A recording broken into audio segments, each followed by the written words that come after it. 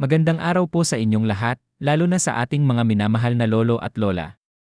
May magandang balita po tayo para sa inyo, kumpirmado na po ang 7,000 social pension para sa mga indigent senior citizens.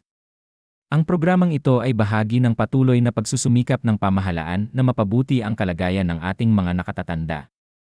Ang Social Pension Program ay isang inisyatiba ng Department of Social Welfare and Development, DOL, na layuning magbigay ng buwanang tulong pinansyal sa mga indigent senior citizens.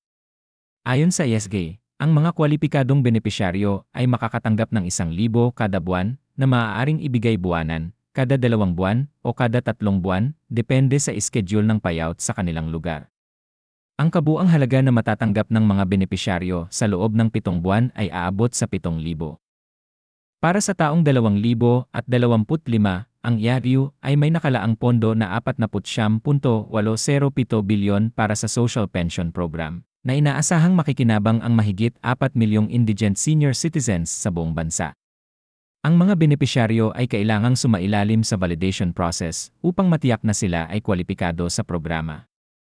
Ang mga kwalifikasyon ay kinabibilangan ng pagiging 60 taong gulang pataas, walang regular na kita, at walang suporta mula sa pamilya.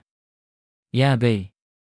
Ang distribusyon ng pensyon ay isinasagawa sa pamamagitan ng iba't ibang paraan upang masiguro na maabot ang lahat ng benepisyaryo, lalo na ang mga may kapansanan o nasa malalayong lugar. Kabilang sa mga paraan ng distribusyon ay ang cash payouts sa mga payout centers, door-to-door delivery para sa mga bedridden o may sakit na seniors, at digital payments sa pamamagitan ng mga accredited na bangko o remittance centers. DOL. Mahalaga ring malaman na ang National Commission on Senior Citizens, NCSA, ay nagsimula ng mamahala sa distribusyon ng cash gifts para sa mga octogenarians, nonagenarians, at centenarians simula ngayong taon.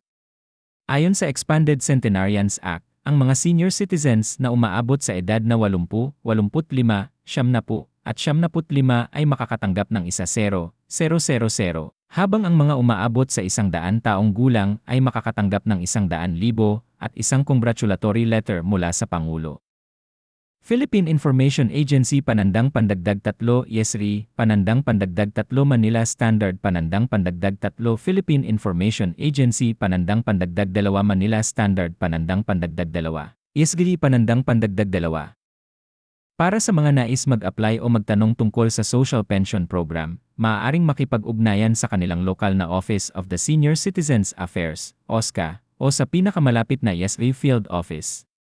Mahalagang magdala ng mga kinakailangang dokumento tulad ng OSCA at iba pang patunay ng pagiging kwalipikado sa programa.